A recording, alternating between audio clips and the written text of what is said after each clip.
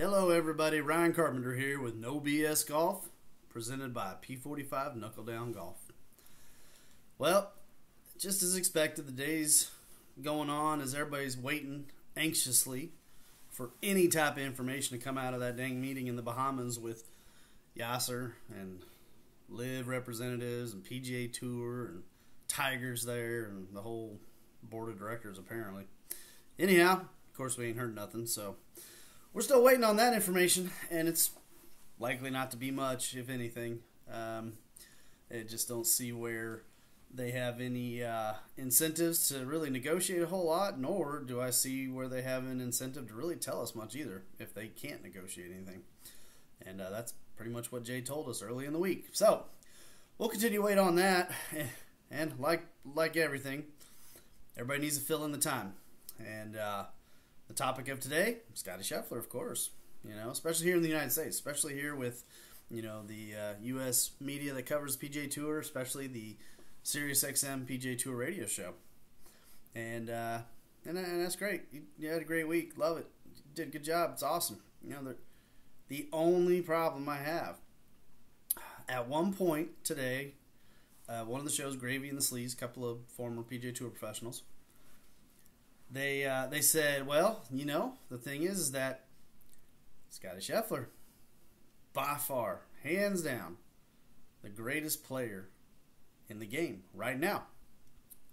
And there's nobody even close. Well, you know, the thing I can definitely understand here is that their job is definitely to protect the PGA Tour. It's in their interests. And again, USA-based golf, you know, tour that everybody's known for decades and decades. So I don't have any problem with that, and I completely understand, you know, where they're going with it. The thing that is, however, disturbing about that is that they basically undercut players like Dustin Johnson and Brooks Koepka, you know, Cam Smith, John Rahm. I know why they did it, but the reality is that those players are just as good as Scotty Scheffler. And I think they've done plenty in their careers to prove it. Now, you want to get down to the tiny, tiny fractions of things and talk about the fact that Scotty's putting up tournament-type stats that rival Tiger. Fair enough. Okay, that's great. But here's what we don't know. He's doing this while these other excellent players are not playing on the PGA Tour. And I know there's all kinds of reasons why. I'm not talking about the why. I'm talking about the fact that they are not there. Which means we don't know how good Scotty really is. We just don't know. And the reasons why or why not, I get it. Everybody has their own. That's fine. I don't, you know, whatever. But the fact is they're not there. And until the Masters, and even then it's not 100%, and U.S. Open we'll see, and, you know, PGA Championship, we might as well skip that one because we know that one's not even remotely close to the proper field, and the Open over there across the pond. We don't know until we actually see these players come together, and it's going to be very few and far between, unfortunately, I think, for a long time coming, because I don't see how either side, the PGA Tour or Yasser and Liv, can make a type of agreement with concessions without giving up what both sides really need in order to continue on. I don't know. Maybe they will figure it out. And, you know, hey, they're smarter than us, poor regular old folk out here, I guess, and that's fine. And hopefully they do. But I don't see it. I've paid attention pretty closely, and I follow this stuff pretty closely, and it's hard for me to see any real reason to negotiate and come to this agreement people keep talking about that they think is going to happen. I don't know. We'll see. But the point is this. Scotty Scheffler, one hell of a player. Amazing player. I love his attitude. I love his approach to playing professional golf. He basically does not pay attention to anything out there, and he just goes out, has fun with it, and doesn't really...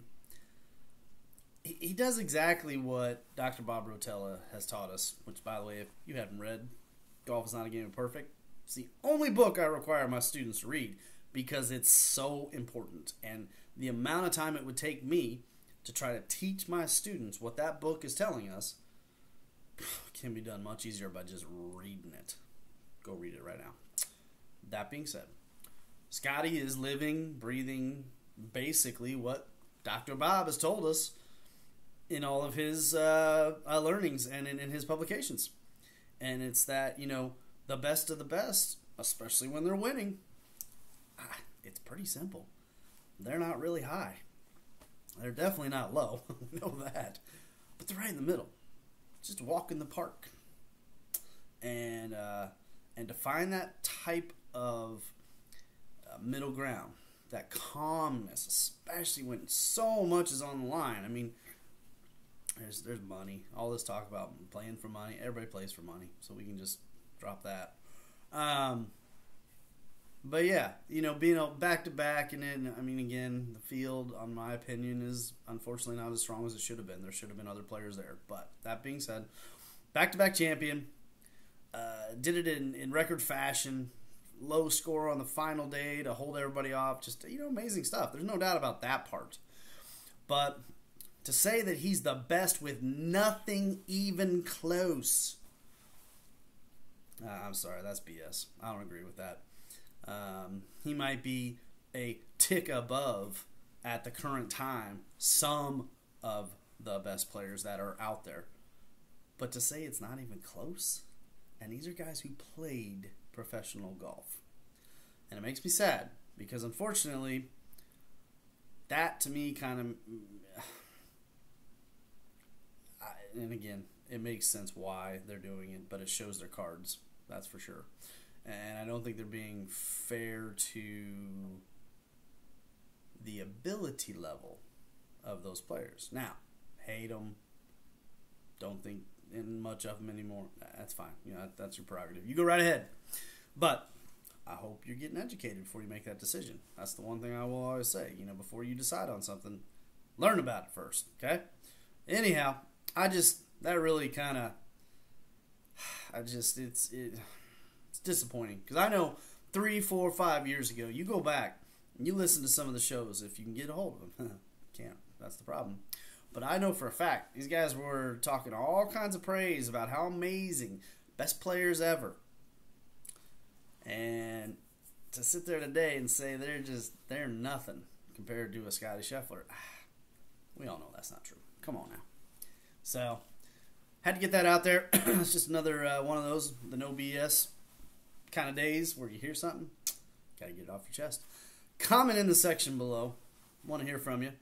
See what you think.